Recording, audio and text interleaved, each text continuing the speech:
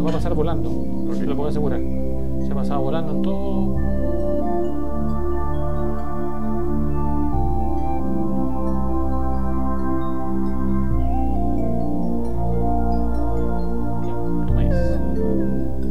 Hola, ¿cómo están ustedes? Bienvenidos a un nuevo capítulo de este ciclo que hemos denominado La salud mental, la verdadera pandemia de nuestros tiempos. Ciclo que cuenta con el respaldo del Ministerio de Secretaría General de Gobierno y del Consejo Regional de Valparaíso a través del Fondo de Medios 2022. Son 2 entrevistas que ustedes pueden ver en nuestro sitio web g5noticias.cl y en sus respectivas redes, en YouTube, en Instagram, en el Twitter, en el Facebook, en general en todos los caminos que llevan a G5 Noticias. Y en esta jornada estamos en conversación con un profesional con el cual vamos a hablar un tema bien específico, pero que por Dios que es prevalente en nuestra sociedad, el Alzheimer. Estamos con el doctor Gustav Rode, quien está aquí trabajando en la oficina de neurología del Hospital Gustavo Fricke de Viña del Mar, y queremos preguntarle precisamente con respecto a esta enfermedad, la prevalencia y cuánto se incrementa o cuánto no, y qué tanto está pasando en nuestra sociedad sobre este tema. Doctor, ¿cómo está? Gracias por estar con nosotros. Buenas tardes, muchas gracias. Gracias a usted, doctor, y entremos de lleno en esta conversación. ¿Está preocupado usted por lo que pasa con el tema del Alzheimer en particular, en la prevalencia de nuestra sociedad? Bueno, es un tema que a mí me ha preocupado los últimos 25 años. No es una cosa nueva para mí. Sin embargo, ha habido hartos cambios con respecto a no diría la prevalencia, pero sí la incidencia de la enfermedad de Alzheimer en relación a la pandemia. Y fundamentalmente por 2 cosas. Primero, porque la pandemia obligó a derivar todos los esfuerzos clínicos hacia el problema del COVID propiamente tal, y eso significó que una parte importante de pacientes que estaban afectados por cuadros demenciantes no fueron atendidos adecuadamente. Pero, por otro, quizás más importante que eso, que los pacientes empezaron a tuvieron que aislarse. Y el aislamiento le produce a los pacientes un deterioro mucho más acelerado. Se sabe hace mucho tiempo que los pacientes que tienen trastornos cognitivos, que empiezan a hacer un cuadro de demencia, lo ideal es que puedan tener contactos sociales lo más amplios posible. Y ese aislamiento produce no solamente trastornos del ánimo o depresión, sino que también acentúa y acelera los procesos demenciantes. Entonces fue súper complicado, digamos, para los pacientes, no solamente acá, a todo nivel. Esto fue una observación que se hizo a nivel mundial. Sí, precisamente cuando se toma esta determinación mundial, entre comillas, de confinar, ¿no? Usted inmediatamente me imagino que dijo, aquí va a pasar algo con esto, ¿no? Absolutamente. ¿Y fue pasando más rápido de lo que usted esperaba? O sea, yo no tengo ni un solo paciente, y tengo muchos pacientes con demencia en control hace mucho tiempo, no tengo ni un solo paciente que no se haya deteriorado en los últimos 2 años. Y mucho más de lo que uno espera. Ya a esta altura del partido más o menos puede estimar cuál va a ser la evolución que tienen los pacientes, la evolución natural que nosotros conocemos. Y lo que ocurrió en estos 2 o 3 años es que esto se aceleró muchísimo. O sea, pacientes que yo tenía bastante más compensados después de la pandemia se deterioraron gravemente y están mucho más complicados que antes. ¿Cómo se manifestó este deterioro que usted lo observó precisamente desde el punto de vista de la cuantificación de lo que pasaba con sus pacientes? ¿Se incrementó la velocidad del deterioro, yo no sé la palabra, cerebral, neuronal? ¿Se incrementaron las conductas que tienen que ver con esto o se incrementó el número de personas que manifestó esto? Yo tendría que decir todas las anteriores. Pero fundamentalmente lo que más llamó la atención y a la familia le complica más es que aumentaron mucho los síntomas conductuales. Pacientes que estaban relativamente compensados, que tenían una vida bastante tranquila dentro de su problema, empezaron a tener problemas de insomnio, se agitan mucho más irritables, les cuesta mucho más entender las cosas, se desorientan mucho más rápido, y todos esos síntomas empezaron a aumentar rápidamente. ¿Independiente de la edad del paciente o un rango de edad que fuese más? El promedio de edad de esos pacientes, estamos hablando de enfermedad de Alzheimer en particular, es alrededor de 78 años. O sea, estamos hablando de gente bastante mayor. Y el problema, uno de los problemas graves, fue que muchos de estos pacientes quedaron sin el cuidador, porque los cuidadores tampoco pudieron ir a trabajar. Entonces quedaron aislados completamente. No solamente tuvieron menos contacto social con el resto de la familia, sino que además sus cuidadores ya no estaban con ellos. Por lo tanto, las redes, el tejido social que los sustentaba a ellos se perdió. Y eso fue aún más grave. O bien echaron personas en el sistema que tampoco sabían del proceso, porque el tema de la enfermedad, como esta, por ejemplo, no es que afecte en particular a la persona, sino que afecta a la persona y su entorno, ¿no? Sí, exactamente. Doctor, y en ese mismo sentido, ¿hombres o mujeres? ¿Quién es más? ¿O es indistintamente el volumen? No hay, a ver, si uno lo analiza desde el punto de vista del riesgo, prácticamente no hay una diferencia importante. Hay un cierto sesgo en relación a que la prevalencia podría ser un poquito más en mujeres que en hombres. Pero la verdad es que la diferencia es casi insignificante. Lo que sí sucede es que los hombres morimos antes. La expectativa de vida de las mujeres es mayor. Y por lo tanto lo que ocurre en la realidad es que uno ve pacientes con enfermedad de Alzheimer, hombres, que están acompañadas de sus parejas, de sus esposas, y cuando son las mujeres, habitualmente son viudas y vienen acompañadas de sus hijas. Y eso tiene que ver con que los hombres empiezan a morir antes por infarto al corazón, por otro tipo de patologías. Exactamente. Doctor, y en ese mismo sentido, ¿a qué edad comienzan a manifestarse los primeros indicadores? Porque hay casos emblemáticos, colegas del mundo del medio de la comunicación, sí, claro, que pasados los 50 años comenzaron. Hay otras personas que pasados los 60, 70, casos que uno puede tener más cercanos, ¿no? Pero ¿en qué momento de la vida uno comienza a dar ciertos mensajes en donde uno podría presentar un problema así? Lo habitual, hay que siempre hablar de las cosas más habituales. Si bien es cierto, en las noticias habitualmente se hace énfasis en lo distinto, evidentemente, ¿no? Pero en términos técnicos, si uno dijera, ya, ¿cuál es lo más frecuente de enfermedad de Alzheimer en términos de tiempo? Es que aparezca después de los 75 años. Ya. 70, 75 años. Es raro que esto empiece antes de los 70 años. ¿Y por qué se produce? Porque aquí hay un misterio enorme de las causas que derivan en el Alzheimer. Hay muchísimas cosas que todavía no sabemos. Lo que sí sabemos es que se producen alteraciones de ciertas proteínas que son normales en los tejidos, incluido el cerebro, pero algo les pasa a estas proteínas que empiezan a funcionar de forma distinta. Si uno se imagina que la proteína es una especie como de juego de puzzle, digamos, de diferentes piezas, ¿no es cierto?, que tienen que calzar justamente. Eso de pronto no es así. Esa proteína se transforma un poco y eso significa que la función de esa proteína va a cambiar. Y eso da como consecuencia de eso, se va produciendo daño del tejido. Y dependiendo, por supuesto, qué proteína, nosotros sabemos cuáles son las que están involucradas en la enfermedad de Alzheimer, van alterando ciertas áreas del cerebro, que en este caso son áreas que tienen que ver con la memoria. Y por eso que la memoria es uno de los síntomas más precoces de la enfermedad de Alzheimer. Porque claro, muchos lo asocian al olvido inmediato. La repetición, sí, el olvido. ¿Qué otro tipo de conductas más uno podría estar observando como elementos visibles que digan aquí puede haber un problema futuro, entre comillas? Lo que uno tiene que tener claro y no olvidar es que el cerebro funciona normalmente olvidando cosas. Ya.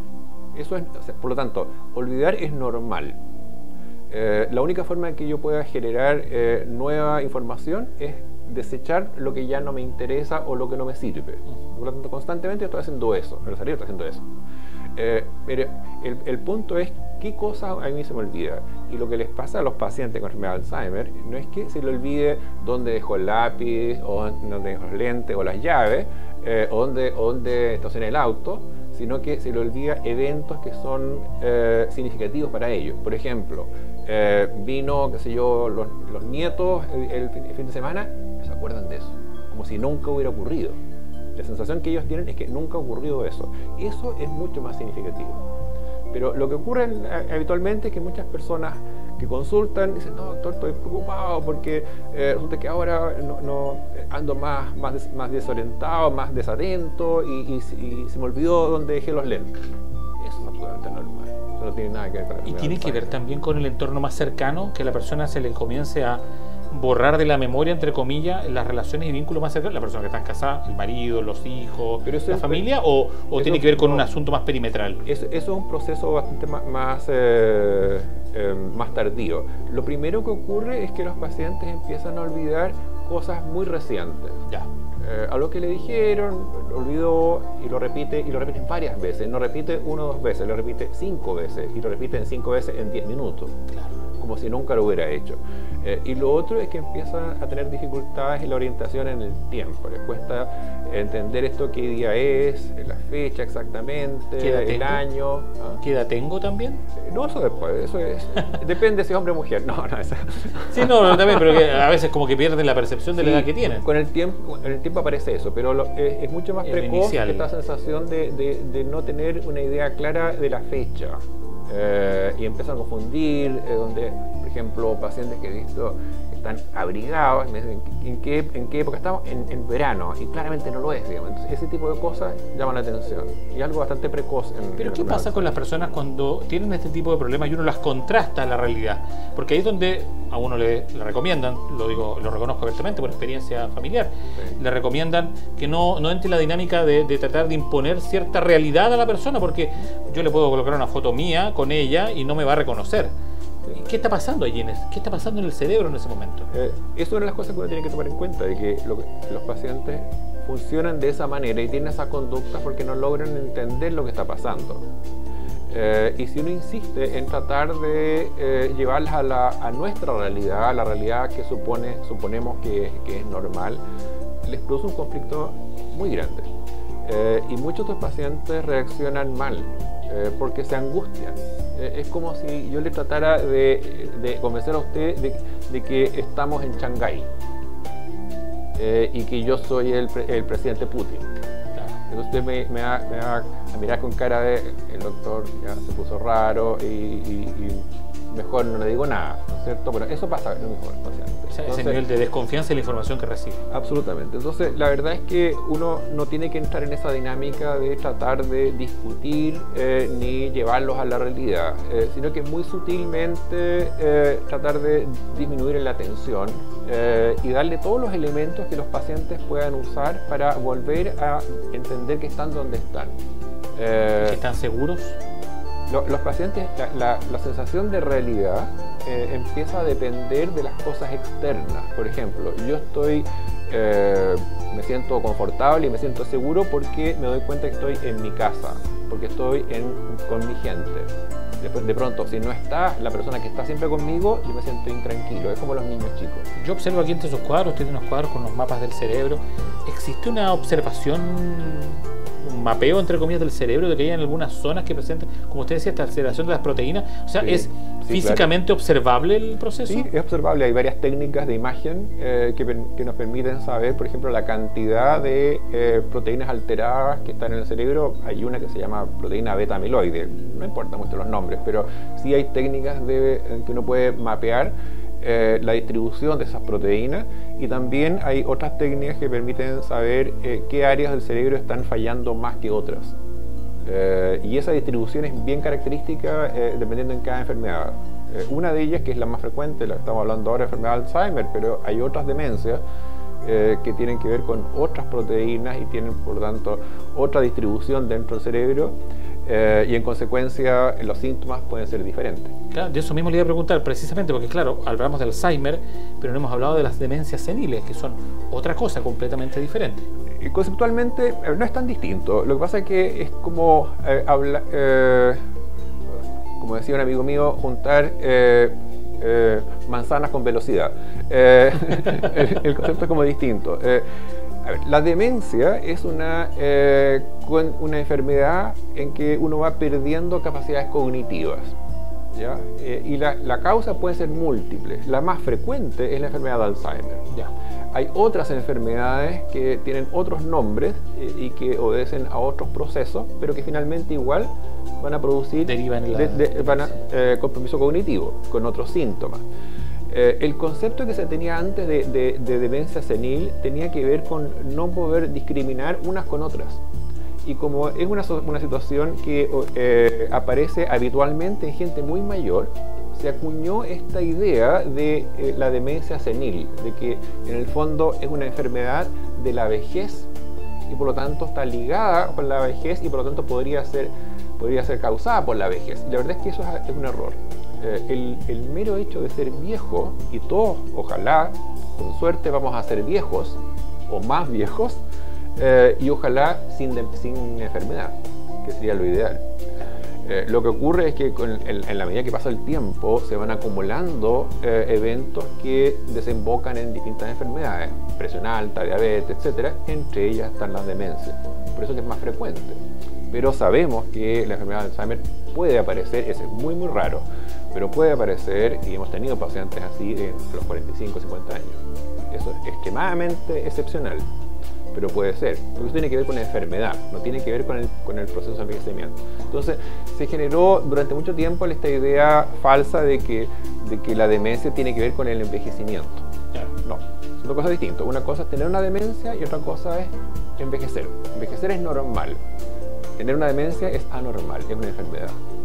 Sobre esto mismo, ¿hay algunos factores condicionantes en la vida?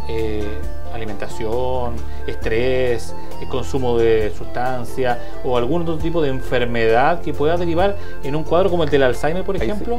Hay ciertos factores protectores y ciertos factores agravantes en términos de enfermedad. Pero estos factores protectores y también los agravantes hay que evaluarlos como tal. Es decir, es como cuando uno dice usar el cinturón de seguridad en el auto es un factor protector. Eso no evita que yo tenga un accidente. Yo puedo tener un accidente igual, pero evidentemente el impacto va a ser menor. Bueno, pasa lo mismo. Cuando yo digo que hay factores protectores, como por ejemplo el grado de educación, me refiero específicamente y en forma objetiva la cantidad, los años de estudio formales que una persona puede tener. Hay una relación clara entre la cantidad de años de educación formal y el riesgo de desarrollar una enfermedad demenciante. Y eso tiene que ver con que en la medida que uno va entrenando el cerebro, se van generando redes mucho más robustas y mucho más fuertes que tienen que ver con una serie de actividades mentales. Y lo que le pasa al cerebro con demencia es que esas redes se empiezan como a deshacer. Entonces, si yo parto con una cantidad de redes mucho más fuertes, probablemente el proceso que a lo mejor igual lo voy a tener mucho más tardíamente. Y probablemente voy a morir de otra cosa y no se va a notar. Claro. En ese sentido es un factor protector. No en el sentido de que si yo estudio mucho a mí no me va a dar.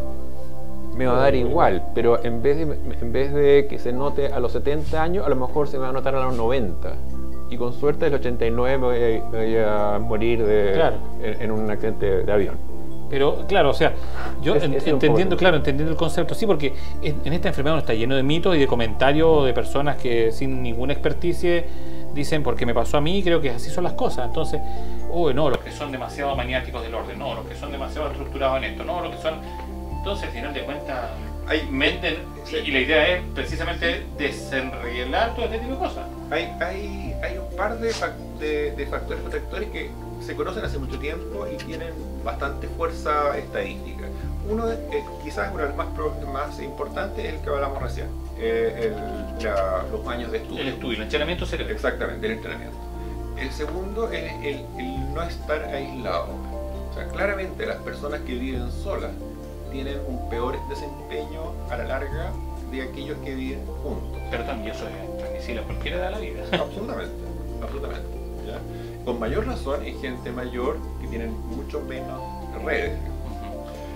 Por tanto, la red social y familiar es esencial. Y lo tercero es la actividad física. La actividad física regular. Pero estamos hablando de actividad física media a alta. No salir a caminar un ratito no, dar una vuelta por la plaza, claro. No. Como se metió como idea en el medio de la pandemia. Exactamente. Sino que hacer actividad física regular y intensa. Más o menos mediana e intensa, sí. Y eso como factor protector durante la vida para... Exactamente. ¿Y el consumo de alcohol, tabaco, cosas por el estilo? El impacto, si uno lo evalúa en términos numérico, digamos, de impacto estadístico, es, fíjese, bastante menor. Menor. O sea, si usted me dijera, ¿qué cosas debiera hacer yo sí o sí, para tratar de evitar eso, diría, tratar de entrenar mi cerebro lo mejor posible, no estar solo, o sea, tener ser copuchento, eso lo voy a decir tal cual, ser copuchento. Es súper importante, porque ¿qué significa ser copuchento? Es interactuar, o sea, relacionar personas, lugares, qué dijo, cuándo lo dijo, claro. y esas cosas va reforzando las redes. Entonces, las personas que tienen más amigos, que se juntan con más, que conversan más, tienen cerebros más sanos de ese punto de vista. Del punto de vista del cerebro. Entonces, esa es la segunda cosa que yo diría.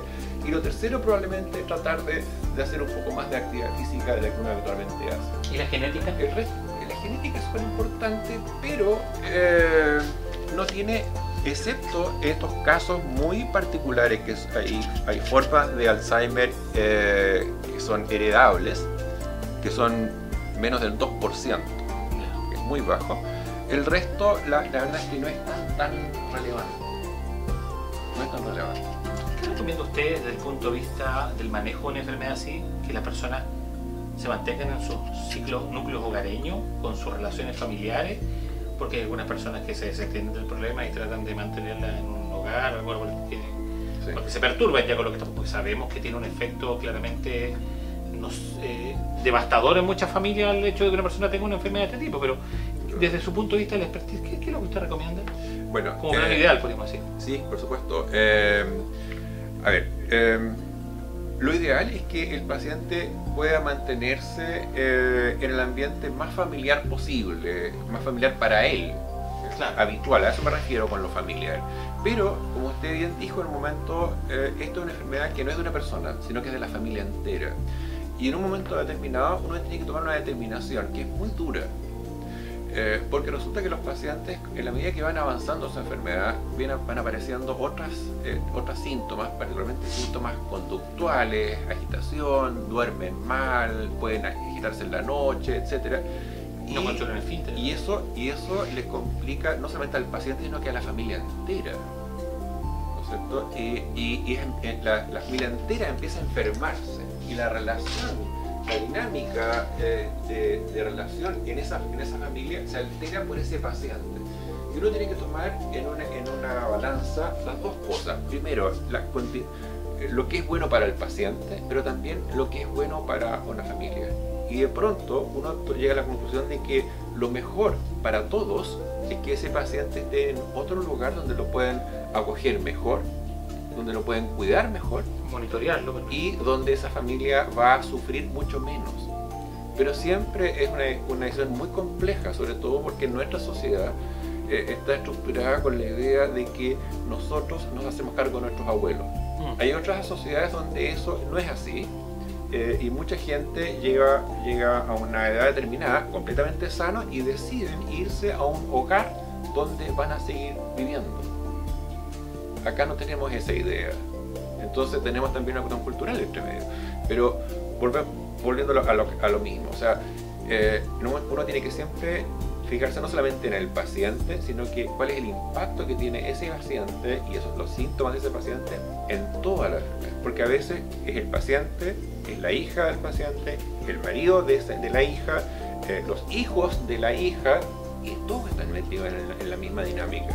Entonces nada funciona. Y el síndrome del cuidador, que parece un desastre, claro. Entonces en ese momento hay que decidir, bueno, realmente vale la pena que mi abuela o mi mamá o lo que sea permanezca en la casa y estoy sacrificando a todo mi resto de familia, o bien lo hacemos de otra manera.